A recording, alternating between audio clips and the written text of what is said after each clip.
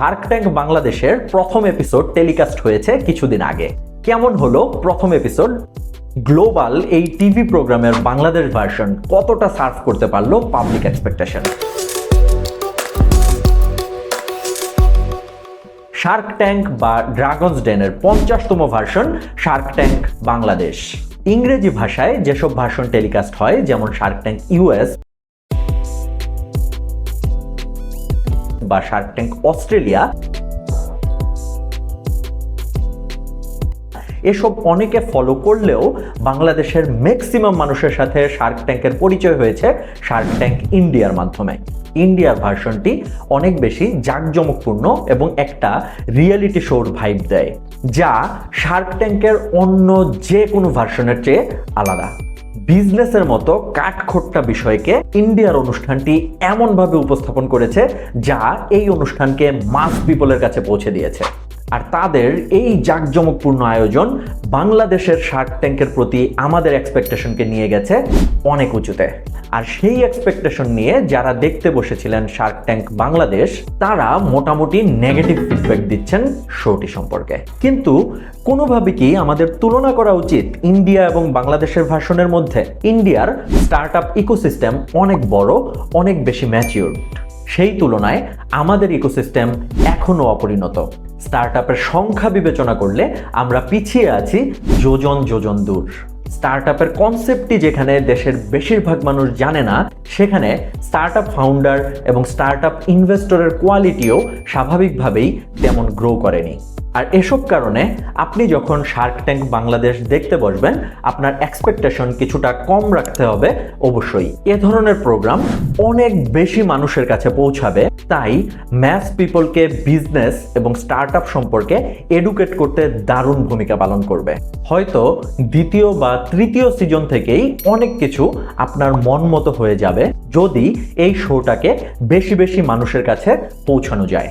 Shark ট্যাঙ্কের content তখনই উপভোগ্য হবে যখন ফাউন্ডাররা মিনিমাম 10 কোটি টাকা ভ্যালুয়েশন নিয়ে শার্ক ট্যাঙ্কে আসবেন এবং তারা অনেক বেশি স্কেলেবিলিটি অফার করবেন, যে কারণে শার্কদের মধ্যে 1%, 2%, 5% ইকুইটি নেওয়ার জন্য কারাকারি লেগে যাবে। সেই সময়টি আসতে আমাদের কিছুটা অপেক্ষা তো করতেই হবে। স্টার্টআপ ইকোসিস্টেম বড় হতে হবে, অনেক বেশি মানুষকে এডুকেট করতে হবে, আর তার জন্যই শার্ক ট্যাঙ্ক অনেক বেশি উপকারী একটি প্রোগ্রাম হতে পারে। যেসব ফাউন্ডার প্রথম এপিসোডে এসেছিলেন, খেয়াল করলে দেখবেন তারা সবাই অনেক বেশি আর্লি স্টেজ। কেউ শুধুমাত্র একটি কমার্স রান করছে, বিজনেসের জন্য কোনো ধরনের লিগ্যাল অনুমোদন নেয়নি, ট্র্যাকশন খুবই সামান্য, যা দিয়ে ইনভেস্টরদের জন্য ডিসিশন নেওয়া অনেক টাফ। এত কম টাকায় এত বেশি ইকুইটি কেন দিয়ে দিল, এরকম হাজারো প্রশ্ন সোশ্যাল মিডিয়ায়। কিন্তু এত কম ডাটা দিয়ে কোনো ধরনের ফোরকাস্ট না দেখে, স্কেলেবল হবে কি হবে না সেটি না বুঝে তারা যে অফার পেয়েছে, এটাই কিন্তু অনেক কিছু। বাংলাদেশের মতো মার্কেটে, যেটা এখনো অনেক বেশি অপরিণত, এখানে শার্ক ট্যাঙ্ক রান করতে হলে এরকম ডিল অফার করতে হবে। কিন্তু আপনাদের মনে রাখতে হবে, শার্ক ট্যাঙ্কের শোতে ইনভেস্টমেন্ট দেওয়া এবং নেওয়ার কমিটমেন্ট মানেই এটা কিন্তু ফাইনাল না। এরপরে ডিউ ডিলিজেন্সের প্রসেসে অনেক ডিলই আর ফাইনালি হয় না।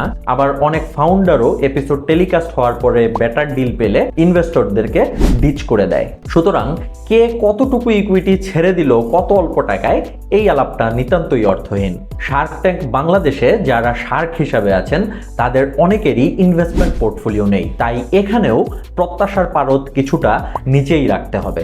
আমাদের মতো তারাও নিশ্চয়ই অনেক বেশি এক্সাইটেড ছিলেন প্রোগ্রাম নিয়ে এবং নিজেদের শার্ক হওয়া নিয়ে। তাদেরকে পরিণত আলোচনা করতে, পরিণত ডিল অফার করতে আরো কিছুটা সময় আমাদের অ্যালাউ করা উচিত। শুট করার সময় অনেক তাড়াহুড়া করা হয়েছে, ফাউন্ডারের হাতের রিমোটের পলিথিন কাভার সরানো হয়নি, বা এরকম ছোটখাটো অনেক কিছুই দৃষ্টিকটু লেগেছে। যে বিজ্ঞাপন বোর্ডের সামনে দাঁড়িয়ে ফাউন্ডাররা বাইট দিচ্ছেন, সেখানে লাইটিং আরেকটু বেটার করলে ভালো লাগতো। আশা করি সামনে এরকম ছোট ছোট ব্যাপারে আরো মনোযোগ দেওয়া হবে। আমরা যদি এই শোটিকে বাংলাদেশের মাস পিপলের কাছে পৌঁছে দিতে পারি, তবে বাংলাদেশের স্টার্টআপ ইকোসিস্টেম, ইনোভেশন ইন্ডেক্স এবং ইকোনমিতে পরিবর্তন হয়তো আসবে খুব শীঘ্রই। শার্ক ট্যাঙ্ক বাংলাদেশ দেখতে পাবেন দীপ্ত টিভি ও বঙ্গবিডির অ্যাপ ও ওয়েবসাইটে। ইউটিউব এবং ফেসবুকেও হয়তো আসবে খুব তাড়াতাড়ি। শার্ক ট্যাঙ্কের হাত ধরে ফাউন্ডার ইনভেস্টররা লাইমলাইটে আসুক, বিজনেস ও ইনোভেশনে বাংলাদেশ হোক অন্যতম এক নাম। বিদায়।